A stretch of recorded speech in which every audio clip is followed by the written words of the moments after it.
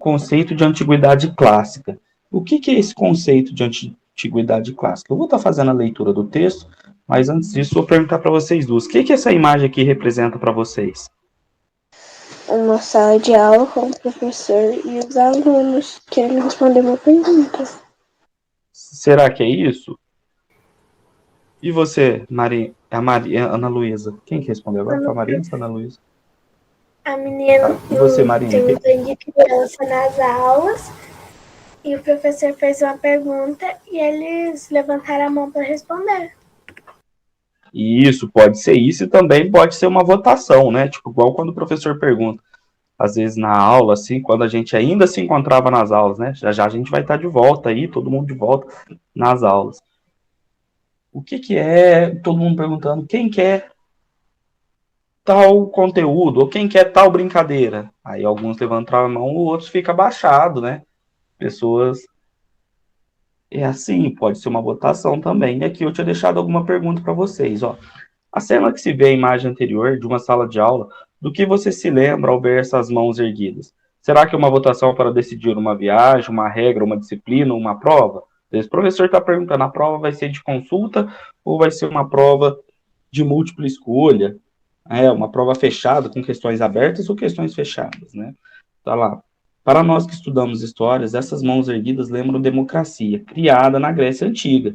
Lá os cidadãos ocupavam a praça pública para votar assuntos de seus interesses, né? Ou de seu interesse. Quando concordavam, erguia a mão. Quando discordavam, mantinham-a junto ao corpo. E você, já participou de alguma votação desse tipo? Você gostou da experiência? O que você acha de acatar a vontade da maioria? E vocês? O que vocês responderam aí? Bom, sobre a primeira pergunta, eu respondi sim. A segunda, eu respondi sim, é bem legal. E a última, sim. Que legal. E você? O que você respondeu? Deixa eu deixar o Cauã aqui. Ficou a mesma coisa. A mesma coisa? Então, eu vou dar continuidade, né? Todo mundo já participou de uma votação desse tipo. Geralmente, todo mundo gostamos de seguir a vontade. Às vezes, a vontade da maioria não é a nossa vontade, né? Mas temos que continuar aí aceitando a vontade dos outros aí para manter tudo na mais bela paz e harmonia, né? Vamos lá. Deixa eu ver.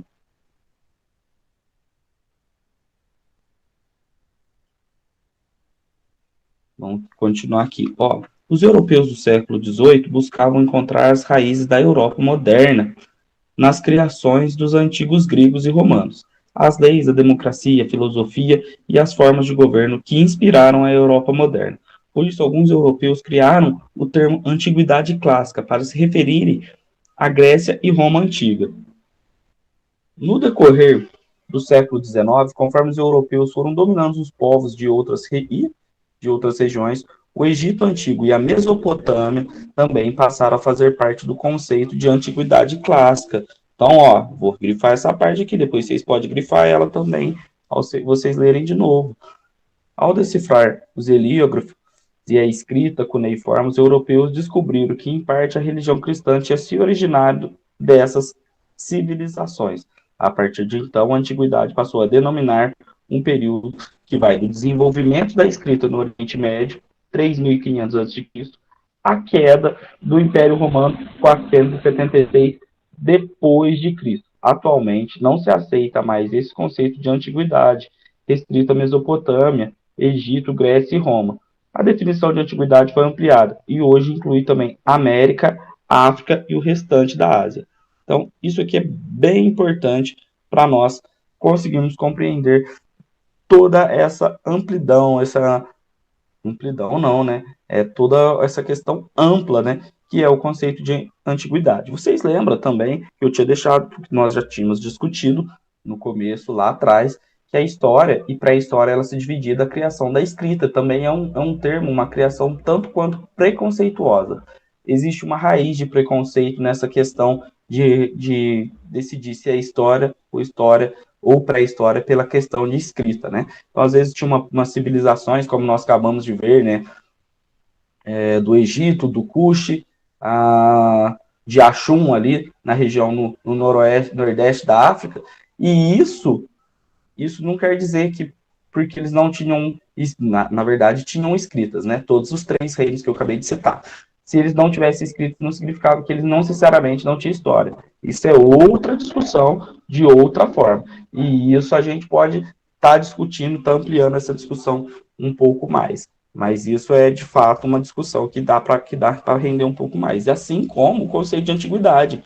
Antes eles tinham antiguidade clássica, eles queriam determinar que era só Mesopotâmia, Egito, Grécia e Roma. E por que é isso? Porque a Mesopotâmia é a criação da escrita, criação das primeiras cidades-estados. O Egito, a criação de pirâmides, as primeiras civilizações, um estado centralizado, teocrático. A Grécia, pela questão da filosofia, do teatro, das artes. E a Roma, por questão das leis, e etc, etc. E tudo isso eles eram uma maneira um pouco fechada, né? Posteriormente, eles foram ver que a antiguidade também pode ser tratado como América, África e o restante da Ásia. Antiguidade, entendeu? Mas a antiguidade clássica, essa antiguidade que passou a determinar um desenvolvimento da escrita, né? De 3.500 antes de Cristo, 3.500 anos antes de Cristo, até 476 depois de Cristo, com a queda do Império Romano. Então, tem algumas perguntinhas aqui que eu também tinha deixado, ó. Por que isso aconteceu?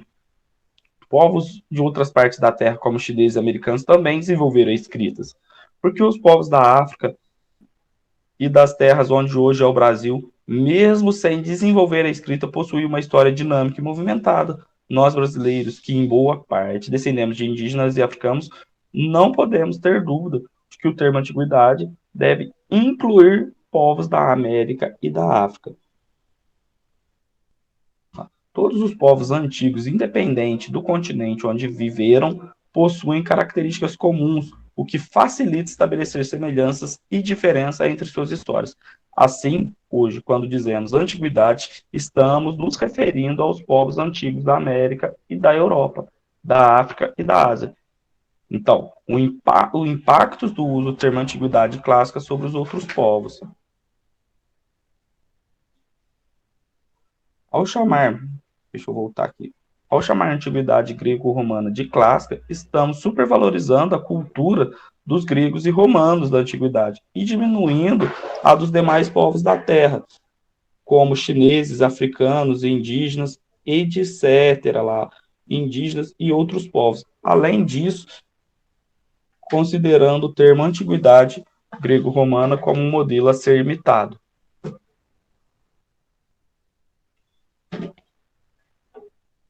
Quem pediu? Nessa visão, quanto mais um povo se aproxima da cultura grego-romana, mais perto ele está do apogeu e vice-versa. Isso não é mais aceito pelos historiadores atuais. Hoje sabemos que as culturas são diferentes entre si, mas nenhuma é superior à outra. Então, que serve para a antiguidade clássica refere-se para a Grécia e Roma antiga, na antiguidade. Então, o que é? Simples, né? De forma simples, para compreender os textos históricos, já que esse termo é usado até hoje nos livros, jamais nas jornais e revistas Grécia Antiga como localização. Então, aqui vamos grifar essa parte que ela é bem explicativa, né? Ela já se explica lá. A Grécia Antiga se localizava em sua maior parte no sudeste da África. Da África não, da Europa, né? Está escrito Europa ali. E abrangia 3 importantes regiões, né? A Grécia continental, situada no sul da Península Balcânica, a Grécia insular, formada pelas ilhas, né, dos mares Egeu e Jônico, e a Grécia asiática, a estreita e longa faixa situada na Ásia Menor. Então, aqui é a localização da Grécia, para nós entendermos. Mais para frente vai ter um mapa, e nesse mapa vai estar dessa forma. Cadê o mapa? Tá aqui o mapa, olha.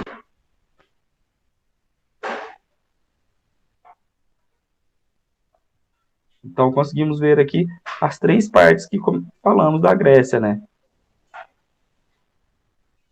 Isso aqui é no século 6 antes de Cristo. Então, vocês conseguem ver a Grécia continental, Então, a Grécia continental é essa de rosinha. Tá na apostila de vocês, deve estar em preto e branco, né? Tem aqui a Grécia insular, que são a Grécia, como falamos aqui, que pode ter Creta, vai ter essas ilhas pequenininhas, essa ilha Creta aqui, eu estou falando dela porque ela aparece na Bíblia, né? E também tem aqui a Grécia asiática, que está aqui na Ásia Menor, que está de verde. E também tem a Magna Grécia, que era uma parte da Grécia onde hoje se localiza a Itália. Então vocês conseguem ver aqui algumas questões, né? Algumas questões não, né? Algumas diferenças aqui de populações, não onde que é hoje. Então, vamos voltar aqui. A Grécia nos primeiros tempos, né? Os primeiros tempos da Grécia são conhecidos como período homérico, de 1200 a 900 a.C. E as principais fontes escritas sobre o período são dois longos poemas, a Ilíada e Odisseias, atribuídos ao poeta Homero. Hoje sabemos que esses poemas vinham sendo contados por várias e várias gerações de poetas chamados de Aedos. A Ilíada narra a guerra de Troia. Troia em grego significa Ilion. Já a Odisseia narra as aventuras de um herói, Ulisses, Odisseu em grego, em sua viagem de volta a Ítaca, ilha que situada na Grécia. Enquanto isso, os jônios, hélios, dórios, povos que tinham parentesco com os aqueus, invadiram a guerra. Esses quatro povos deram origem aos povos gregos. Então, pessoal, por que é importante estudar? Professor, eu não estou entendendo por que eu tenho que estudar a Grécia, cara.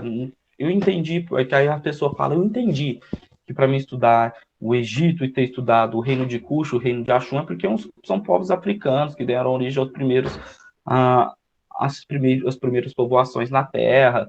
Eu entendi a importância de estudar em Mesopotâmia, as escritas cuneiformes, mas por que estudar essa questão desses povos gregos? Pessoal, os gregos, eles tinham e têm boa parte da nossa cultura, da nossa filosofia política que temos hoje na Terra, a maneira que se encontra, que se organiza a política, sociedade hoje, dentro dessa parte, a nossa própria questão democrática, a maneira que nós vemos a democracia, é um princípio grego. É claro que quem que era a democracia? Quem votava na Grécia Antiga nessas votações? Tinham que ser homens maiores de 25 anos, que soubessem ler e fossem filhos de pais gregos. Vamos dar um exemplo. Eu não sei se é assim exatamente, mas não era como nós hoje, todas as pessoas, todos os seres humanos, maior de 18 anos, sabendo ler ou não, é obrigado a votar no Brasil. E assim nós mantemos a nossa democracia. E isso nós conseguimos ver já alguns resquícios e algumas coisas que vão moldando a nossa sociedade, algumas coisas que nós aprendemos com eles lá atrás, há 2000 anos atrás, tem alguns resquícios de como aprendemos, a maneira de ensinar, a questão de dialogar, a filosofia, o teatro. Às vezes, não sei se vocês gostam, né? Geralmente os mais velhos, aí, os adolescentes, gostam de stand-up comedy. É uma forma de teatro, né? De humor, é tudo inventado isso na Grécia, né? Aqui, vou só ler esse texto aqui, é o território da Grécia montanhoso, pedregoso e pouco fértil. Já seu litoral é bastante recortado, possuindo um grande número de baías. Há também muitas ilhas, próximas uma das outras, sendo a maior delas a de Creta. O relevo montanhoso da Grécia favoreceu o isolamento e o interna formação de cidades independentes uma das outras. Seu vasto litoral, por sua vez, facilmente navegável e com bons portos naturais, estimulou a navegação e o comércio marítimo. Então, nós conseguimos ver por que ali tinha uma circularidade de ideias, né? Quem lê bastante Bíblia aí, vê que o apóstolo Paulo ele foi bastante para essa região aí, de onde hoje a gente chamamos que é a Grécia.